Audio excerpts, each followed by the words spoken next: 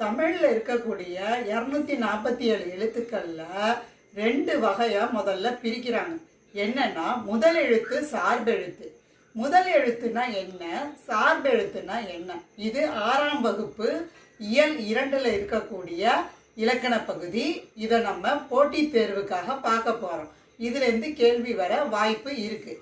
அதுக்கு முன்னாடி நம்ம சேனலை சப்ஸ்கிரைப் பண்ணாதவங்க எல்லாரும் சப்ஸ்கிரைப் பண்ணிங்க, உங்கள் நண்பர்களுக்கும் ஷேர் பண்ணுங்கள். கண்டிப்பாக நாம் இந்த பாடல் மூலமாக கற்றுக்கிறதுனால அந்த இலக்கணம் நம்ம மனசில் கடைசி வரைக்கும் பதிஞ்சு இருக்கும். அதுக்கு நான் உறுதியாக வாக்குமூலம் கொடுக்குறேன். ஓகேவா? இப்போ இலக்கணம் அது எழுத்து. நம்ம போன வகுப்பில் பார்த்தோம், தமிழ் இலக்கணம் 5 வகைப்படும். அதில் முதலாவதாக வருது எழுத்திலக்கணம். அதுவும் ஒரு பாட்டு மூலயமா தான் நம்ம பார்த்தோம். அந்த பாட்டு மூலயமா நம்ம எதுக்கு கற்றுக்குறோம் அப்படின்னா, நீங்கள் எப்போ பார்த்தாலும் போட்டித் தேர்வுக்கு படித்து களைப்பாக இருப்பீங்க. ஓகேவா? ஐயோ நமக்கு இவ்வளோ டென்ஷன் ஆகுதேன்னு இடையில இப்படி பாட்டு மூலயமா நீங்கள் படித்து பார்த்தீங்க அப்படின்னா கொஞ்சம் ரிலாக்ஸேஷனாக இருக்கும். மனசில் அப்படியே பதிஞ்சிரும். நம்ம அந்த எக்ஸாம் ஹாலில் போய் அந்த கேள்வி வந்து இருக்கக்குள்ள கூட யோசித்தோன்னா, ஓ இந்த பாட்டு தானே அதுக்கு அப்படின்னு அந்த பாட்டை நீங்கள் ஒரு ஓட்டம் ஓட்டுனீங்கன்னு வச்சுங்களேன், அப்படியே மனசுக்குள்ள அப்படியே அந்த கொஸ்டினுக்கான ஆன்சர் டக்குன்னு தெரிஞ்சிடும். அதுக்காக தான் நான் எளிமையாக பாட்டு மூலயமா இந்த பாடலை, அதாவது இலக்கண வகையை சொல்லித்தரேன். நாட்டுப்புற இலக்கியம் அந்த பாடல் மாடல்ல எடுத்திருக்கேன், பார்க்கலாமா?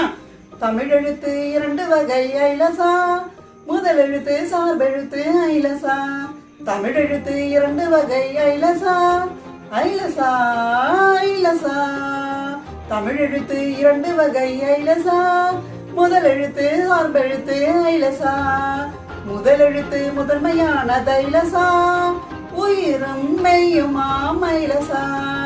முதல் எழுத்து 2 வகை ஐலசா, உயிரும் மெய்யுமா மைலசா. ஐலசா ஐலசா. உயிரெழுத்து முதன்மையான தைலசா, உயிரும் மெய்யுமா மைலசா. இதுவே முதலெழுத்து ஐலசா, 30ம் முதலெழுத்து ஐலசா. உயிர் 12 ஐலசா, மெய்யை 18 ஐலசா. முதலெழுத்து இதுவே ஐலசா, 30ம் முதலெழுத்து ஐலசா. சார்பெழுத்து சார்ந்து வரும் ஐலசா, சார்பெழுத்து 10ஆம் ஐலசா. ஐலசா ஐலசா. உயிர்மை ஆயுதம் ஐலசா, அளபடை 2ஆம் ஐலசா. சார்பெழுத்து சார்ந்து வரும் ஐலசா, சார்பெழுத்து 10ஆம் ஐலசா.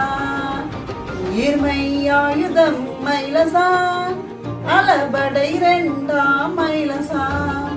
இரளபடை ஒற்றளபடை ஐலசா, குறுகி வருமே ஐலசா.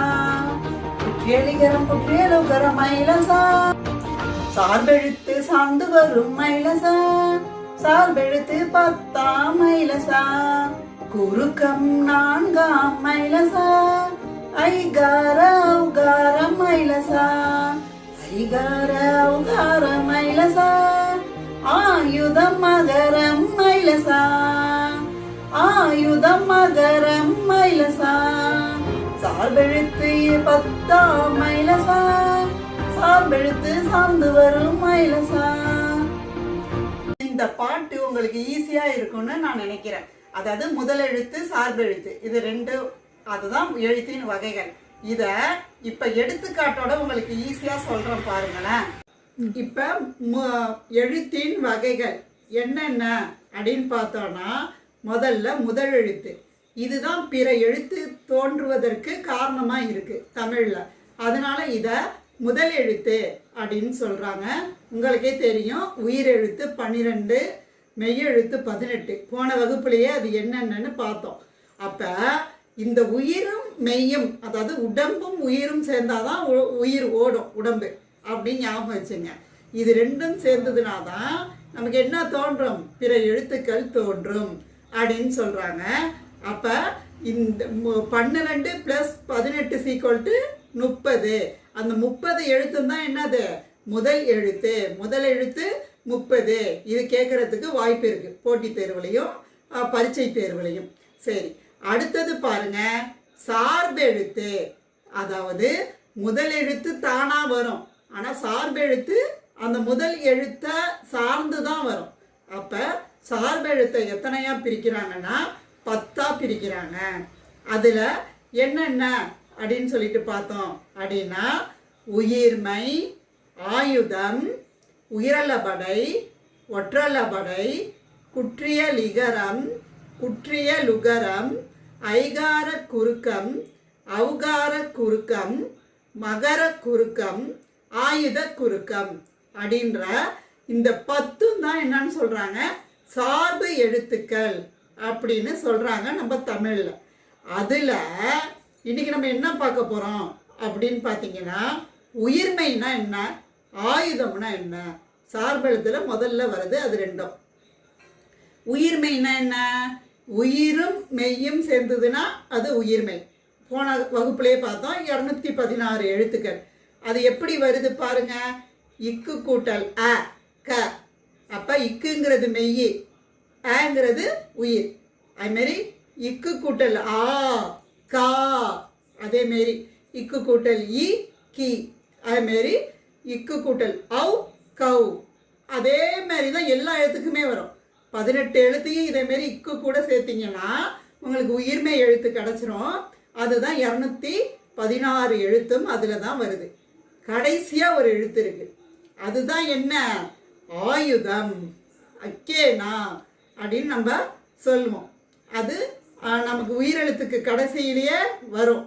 அப்போ அக்கேனா அது தனியாக தான் வரும், அது வேற எந்த எழுத்து கூடயும் சேர்ந்து இல்லை, தனியாக இருக்கு. அதனால அதுக்கு பேர் என்ன சொல்றாங்கன்னா தனிநிலை. இந்த கேள்வி கேட்க வாய்ப்பு இருக்கு. அதாவது அக்கேனாவோட வேறு பெயர்கள் என்னென்ன அப்படின்னு.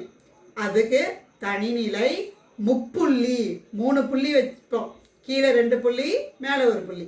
அதனால அதுக்கு பேரு முப்புள்ளி, முப்பார் புள்ளி அப்படின்னாலும் அக்கேனா தான். சரி, இதுக்கு ஒரு சின்னதாக ஒரு பாட்டு பாடி பார்ப்போமா. ஆயுதம் ஆயுதம் ஆயுதம், தனி நிலை ஆயுதம், ஆயுதம் ஆயுதம் ஆயுதம், முப்பார் புள்ளி ஆயுதம், ஆயுதம் ஆயுதம் ஆயுதம், முப்புள்ளி ஆயுதம், ஆயுதம் ஆயுதம் ஆயுதம், தனி நிலை ஆயுதம். இப்படி எதுவா இருந்தாலும் ஒரு எளிமையான பாட்டு மூலியமா நம்ம ஞாபகம் வச்சுக்கிட்டோம்னா நமக்கு பரீட்சை எளிமை. படிச்சது மறக்காது, டென்ஷன் இல்லை. அப்ப முதல் பரீட்சையிலேயே நம்ம என்ன பண்ணிடலாம், தேர்ச்சி பெற்றலாம். நன்றி.